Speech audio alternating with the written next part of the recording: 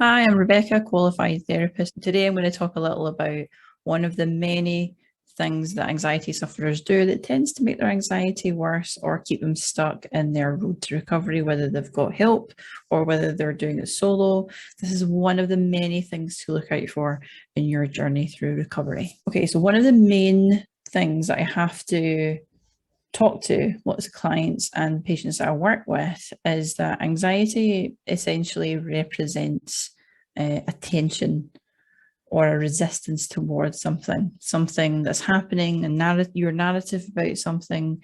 It's a way to sort of create more distance between you and whatever you're anxious about. It represents tension, but quite often anxiety sufferers' first reaction whenever they feel anxious or worry that they will get anxious is they tend to place more tension on themselves, on their anxiety, how they're reacting, and how they're feeling. So let me give you an example. If you find yourself feeling really anxious, say you're in line to buy coffee, and you start feeling those familiar sensations for you. Maybe it's your heart pounding, maybe you start getting a bit sweaty, maybe you get nausea, sweaty palms, you start feeling faint. You feel those sensations and you have an inner panic about the sensations themselves, and you decide, I need to control this, I need to resist this needs to stop, I need to get out of here. You start planning all the ways to essentially try and get rid of it and push it and sort of resist against the anxiety because you feel overwhelmed by it and it's uncomfortable. And as of yet, you've not figured out the best way for you to deal with it. So when you're sort of metaphorically doing this away from the anxiety, because that's your reflex to do that, it actually adds more tension and pressure.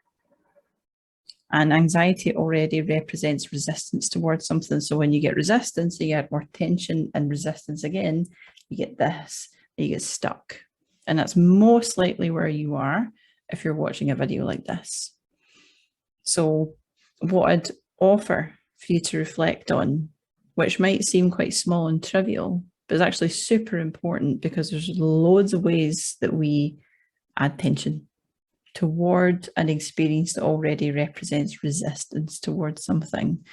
So chances are you are doing this day to day. Most anxiety sufferers are. Your task is to figure out which ones are yours. Potentially begin with the thoughts that you have when you get anxious, about yourself being anxious, and all the little things day to day, maybe decisions that you make, little narratives that you talk to yourself in. What ways do you add tension onto your already tense, resistant experience? And when you can figure out what those are and take a little bit of practice, if you can release those, I guarantee you that will free up a lot of energy and your time that could be better spent towards things that actually work for your recovery. So have a try yourself.